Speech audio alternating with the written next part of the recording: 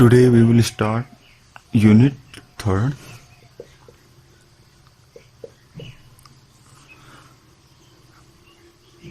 which is about free electron theory and band theory.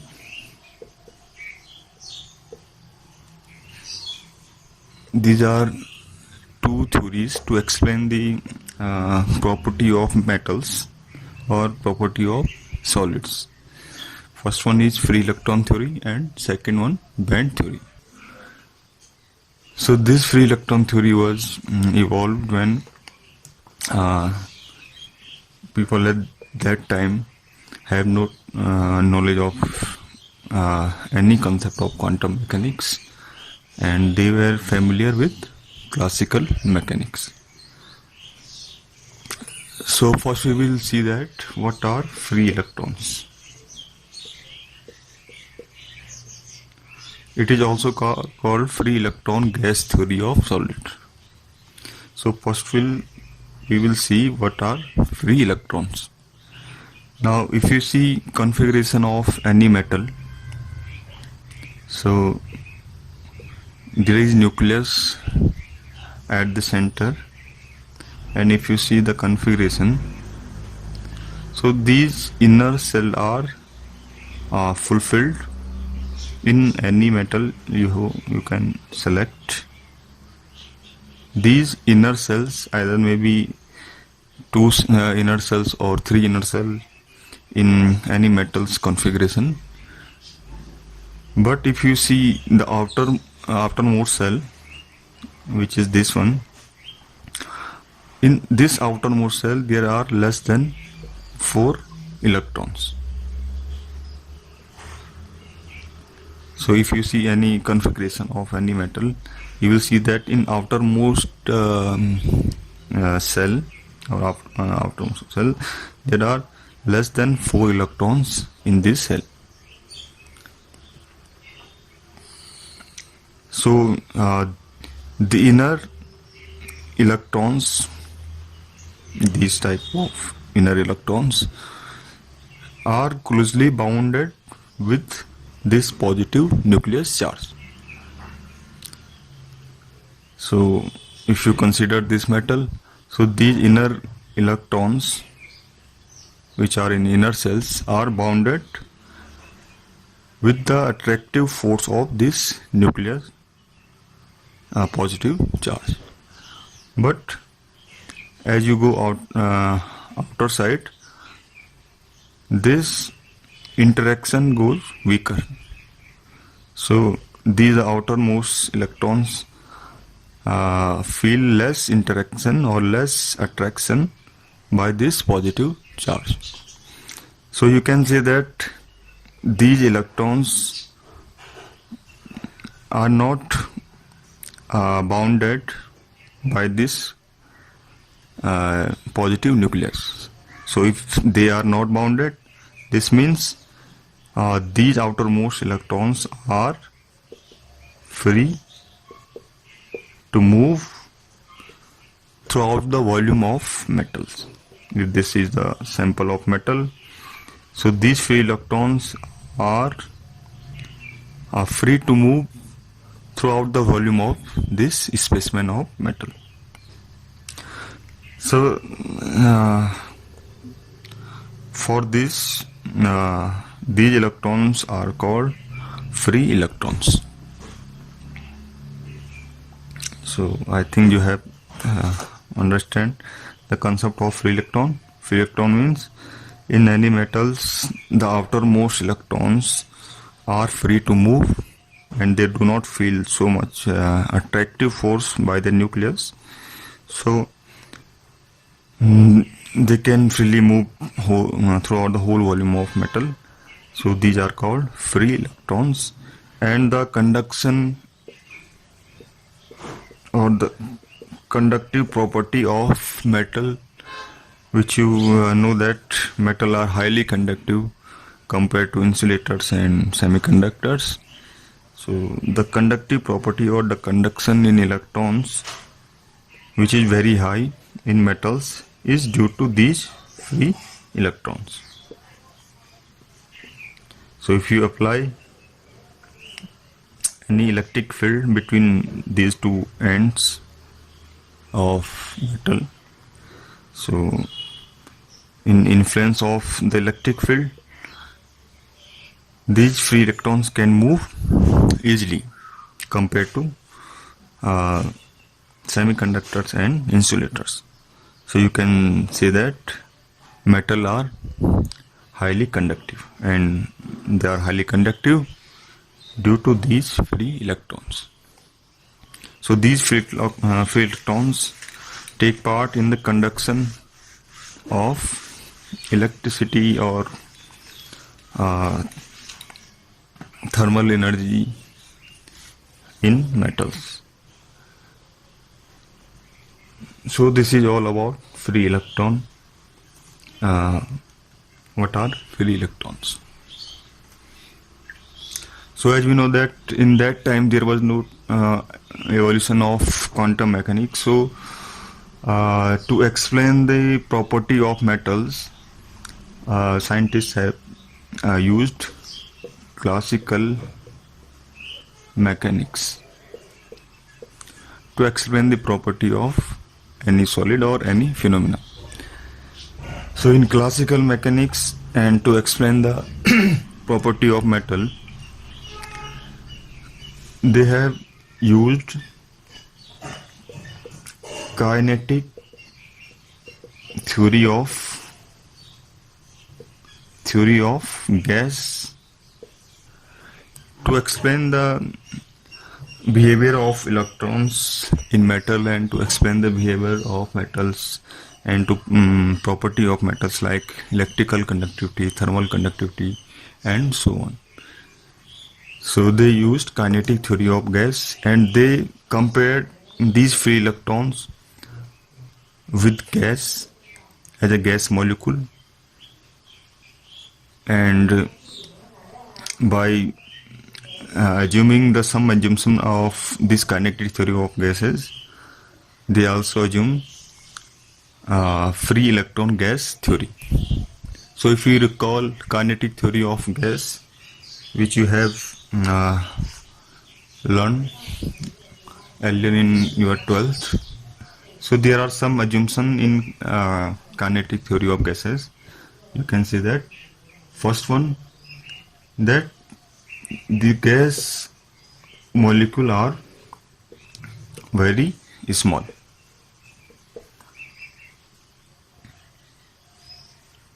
and the average distance between these molecules is very large than size. So second assumption, these have same mass, and third assumption is that they collide with each other constantly, and the collision are elastic. These are assumptions of kinetic theory of gases. And fourth one is, except during collision there is no interaction between the gas molecule.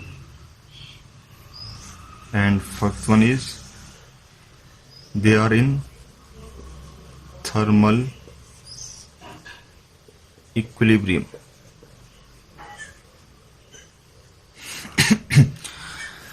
So these are the assumption of kinetic theory of gas. That first one, that gas molecule size is very small, and if you compare the average distance between two gas molecules, so this average distance is very large than size of the gas molecule. Second one, that all the gas molecule have same mass. Third one is that if you have put any gas in any container, so the gas molecule make collision with each other, and the collision is elastic. Elastic means after collision, the energy or the kinetic energy of these molecules do not change.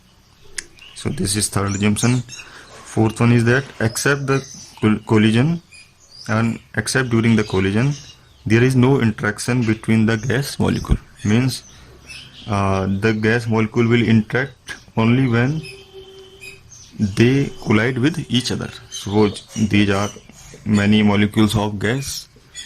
So if there is no collision between these two molecules, so if there is no collision, there will be no interaction, or no attractive, or no any repulsive interaction. Means any kind of force between these two molecules. So there will be no attractive force between these two molecules, or no repulsive force between these two molecules. So this means they will not interact with each other. They will interact only when this molecule will collide with this molecule. So, and last one is they are in thermal equilibrium. So these are the assumption of kinetic theory of gas. Now scientists have compared electron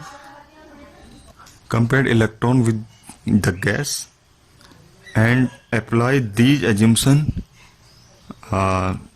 to electron also, and so that this theory is also called free electron gas theory, as they have compared the electron as a gas. So if you see free electron theory and this kinetic theory of gas, so you can replace this gas molecule by electrons. So if you consider free electron theory, so first assumption of free electron theory will be that you will replace this gas molecule with electrons. So first assumption will be electron is very small, and the average distance between electrons is very large than their size. Second will be all electrons have same mass, and third will be the electrons collide with each other constantly, and the collision between two electrons is elastic. So you have to only replace the gas molecule with electron. So third assumption, we have seen that these electrons collide each other constantly, and these collision are elastic, means the electrons do not change their kinetic energy after collision. And fourth assumption for free electron gas theory, you can say that except during collision, there is no interaction between these electrons. Means you can say that as this is negative charge, both electrons have negative charge, so there must be a repulsive force between these electrons. But in free electron assumption, electron theory, it was considered that there is no interaction between these electrons, and they have interaction, or they have interaction when they collide with each other, and except these collision, there are no repulsive force, no attractive force between these electrons. This was assumptions which is not which may not be possible.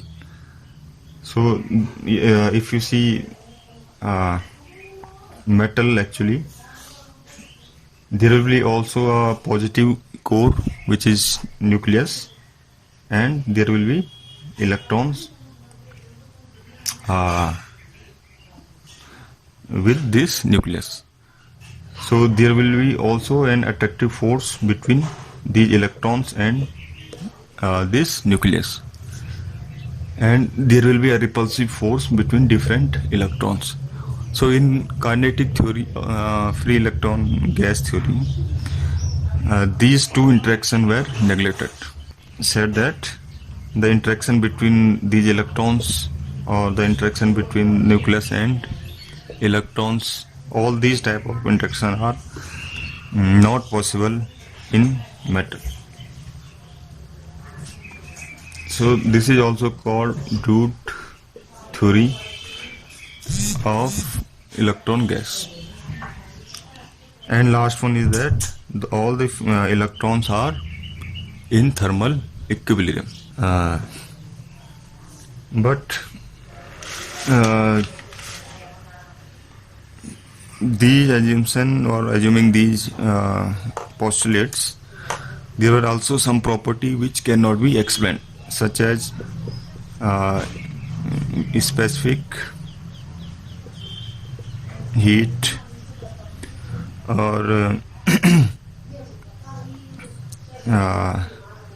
magnetic properties,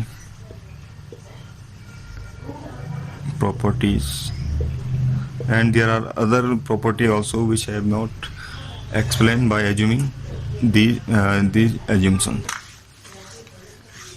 Now there are some more assumptions of these free electron gas theory, which is that as the electrons are very large in numbers, so you can apply stats to these electrons. And now, as you have seen that these free electron gas theory have explained many property of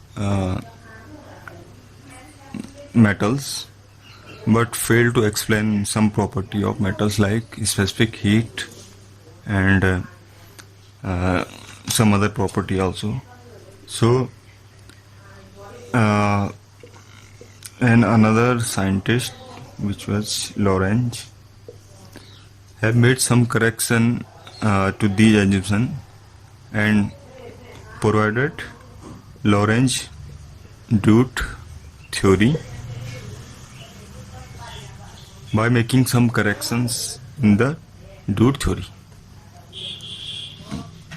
Now, first assumption of this Lorentz-Drude theory was that the thermal equilibrium, which was assumed in Drude theory, was left out by Lorentz, or in Lorentz-Drude theory. Second assumptions, which was that they follow Maxwell-Boltzmann distribution law, was also left out. And third,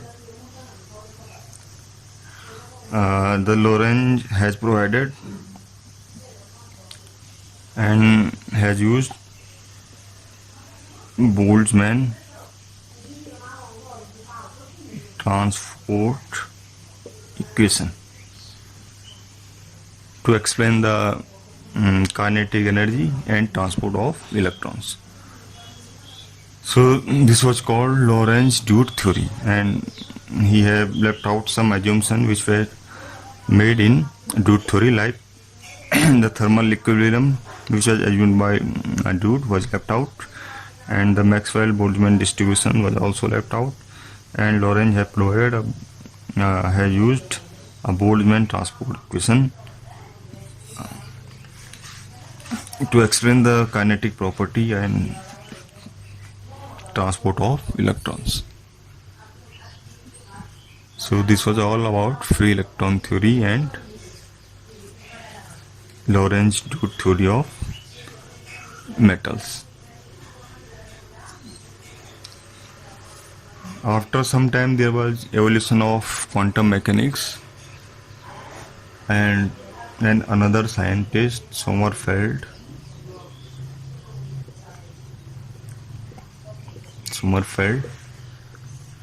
has used quantum mechanics to explain the property of metals, and this Sommerfeld theory of metals we will learn, and I will explain in next lecture.